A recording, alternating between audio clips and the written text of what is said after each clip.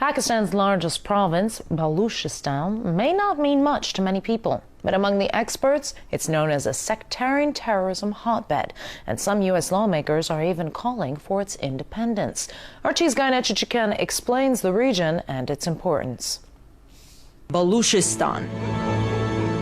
You may have never heard of it, or maybe caught a glimpse of it in a Hollywood blockbuster, but the place is a hot destination for intelligence services from around the globe. Looking at its location, it's part of Pakistan, bordering Afghanistan and Iran.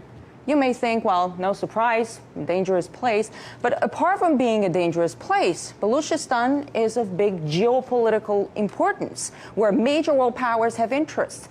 Baluchistan is sitting at the crossroads of oil and gas pipelines coming from Central Asia, Iran, and elsewhere. The Iran-Pakistan pipeline, the Turkmenistan-Afghanistan, Pakistan-India pipeline, not to mention that Baluchistan itself has its energy resources. Besides, its Gwadar port, and it's right here, is the access point of Chinese commercial shipping to the Indian Ocean and on to Africa.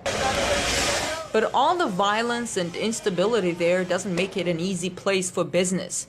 Investigative journalist Eric Draitser tells me some world powers might be interested in keeping it that way. First of all, we have various indigenous terrorist organizations that operate inside of Balochistan, the Baloch Liberation Army, Jundallah, the Baloch Republican Army, Lashkar-e-Taiba, just to name a few. Jundallah is an organization that for decades has been focused on destabilization of Iran. Now, the confluence of these various terrorist organizations, of course, is not coincidental. This has a direct relation to the interests of the United States and the Western powers vis-a-vis blocking the Chinese, destabilizing Pakistan, and part of waging their covert war against Iran in hopes of not just encircling that country, but to collapse it from outside. The U.S. government denies having any connection with Jundallah and Baluch terrorist organizations.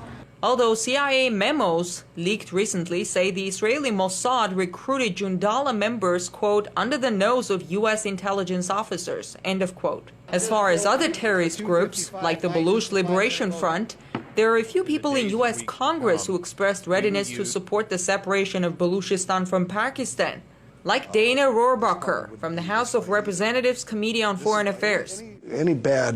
Anything that's coming up right now that the Pakistanis don't like about our attitude is being caused by actions taken by their government. As far as who could benefit from instability in Baluchistan, most experts say it's extremists of all kinds.